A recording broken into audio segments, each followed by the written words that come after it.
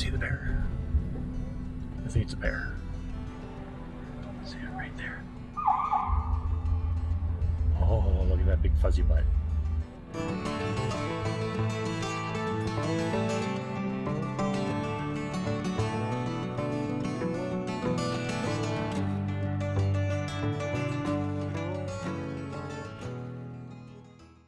Well, hey there, folks. This is a bit of a new perspective now, isn't it? Usually I either have you at arm's length or on a tripod in my tent, but first time in the RV, and you can get to see what the bed looks like in the RV. Anyways, so the day, as much as it started quite late for me today, I was up way too late just trying to figure out what to do today in terms of what stops and where to stay and things of that nature, and I just had zero motivation to get out of bed. And I think part of that was it was pretty chilly at the Athabasca Glacier RV parking lot. Obviously the quilt here made it nice and cozy, and I'm coming to the end of my trip as well, so it's a bit of a mix of emotions in terms of, you know, the initial disappointment of the GDT completely collapsing, combined with trying to find places to go and visit and explore, and then of course where to stay those corresponding nights with April. The long weekend fiasco and trying to find a place there, and all that rigmarole, plus trying to research the different RV companies and the rentals, what it comes with, what I can do, where to go. And it's been a non-stop act of planning on top of the hours and hours and hours of planning that I did for the GDT, which kind of felt like a complete waste, although I'm much more knowledgeable about that now, of course. Whether it's for my own benefit later on, or if I can help somebody else along the way, then so be it. Whether or not I come back to the GDT or not is another story.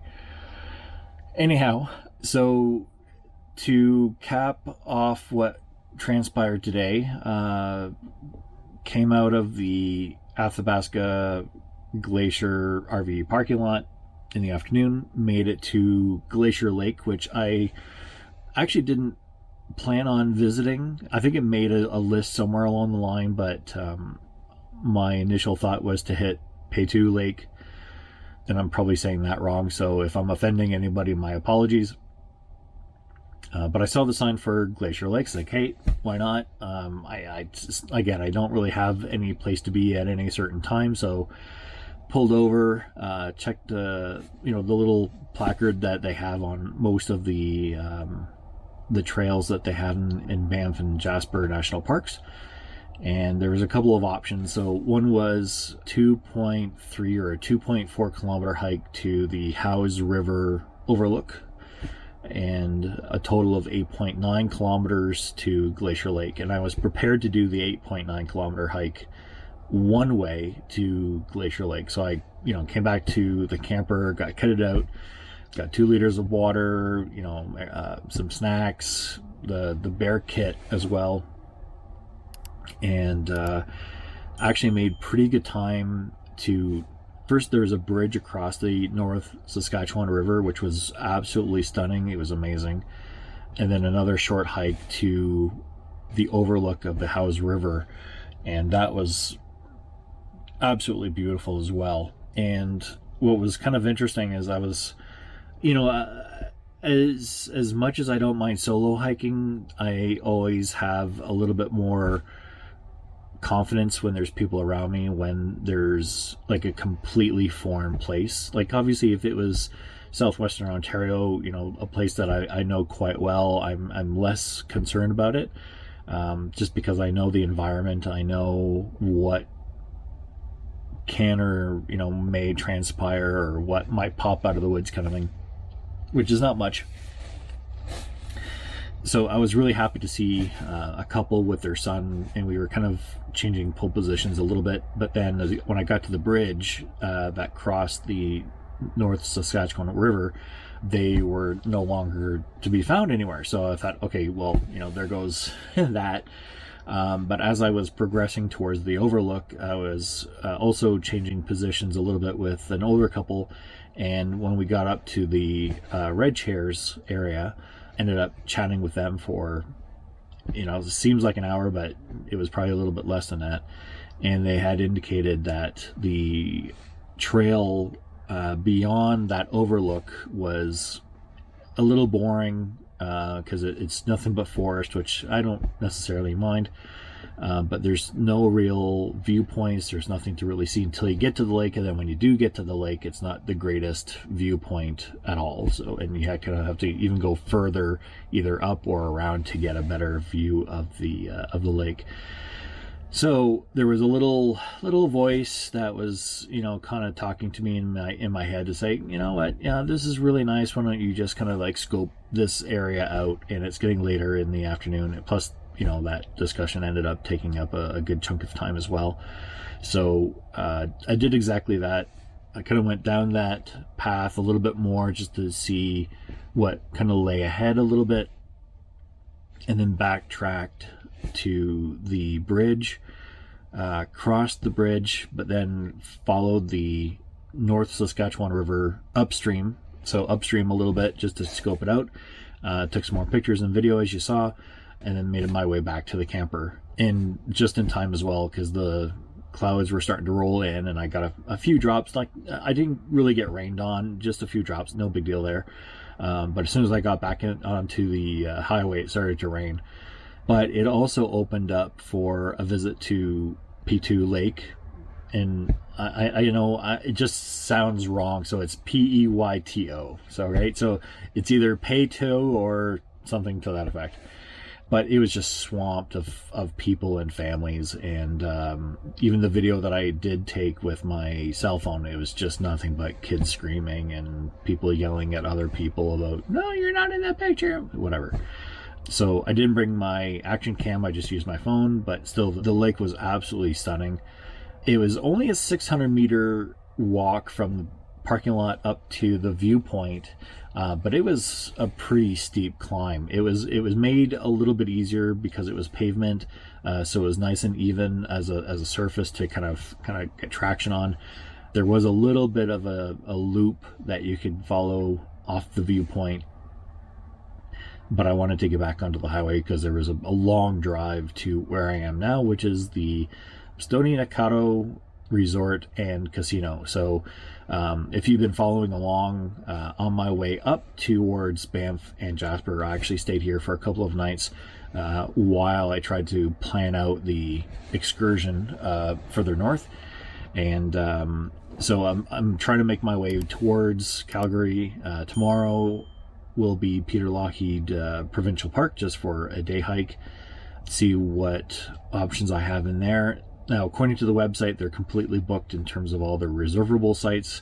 I'll talk to the park employees at the visitor center just to see if they have anything else. If not, I'll just make as much of a day of it as I can at the provincial park before heading out and finding a place to park for the night. Overlander has been a great resource for that as well. And then I'll make my way to Calgary Monday, so basically the day after tomorrow, so that I can get that windshield chip repaired before I drop off the camper back to Canadream.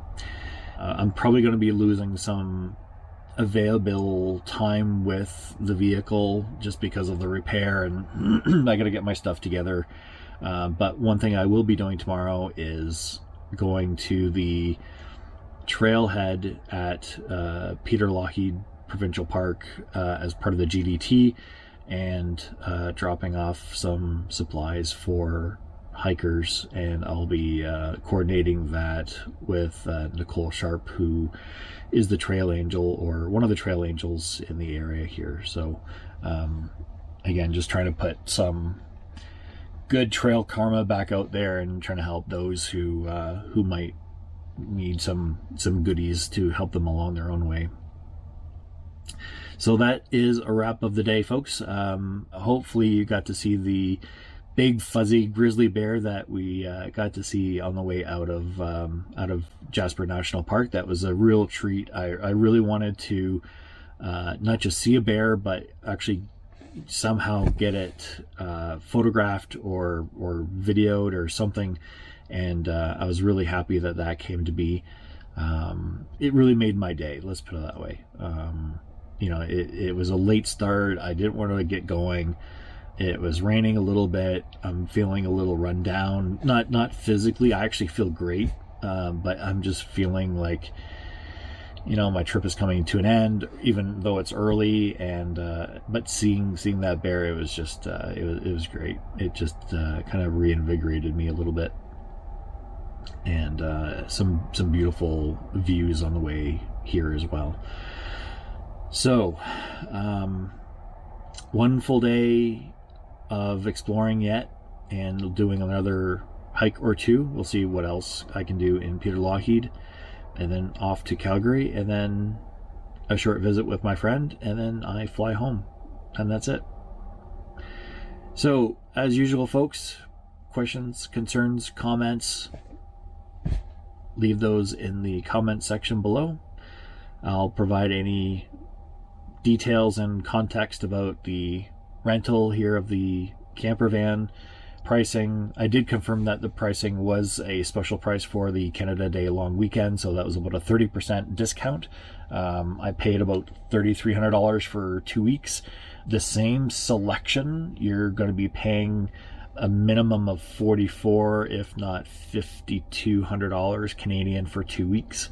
So there's still a few options in there, but I'll give you the website down below. And if you have any questions about the gear that I've been using, you'll see that this is an inflatable pillow, Enlightened Equipment quilt.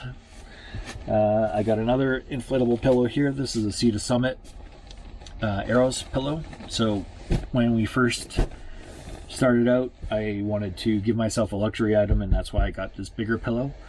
So gear wise, any questions, let me know. Like, subscribe, hit that bell, help me out tremendously. Thank you very much. Thanks for watching, and we will see you next time, and hope to see you out there on the trail. Until then, good night.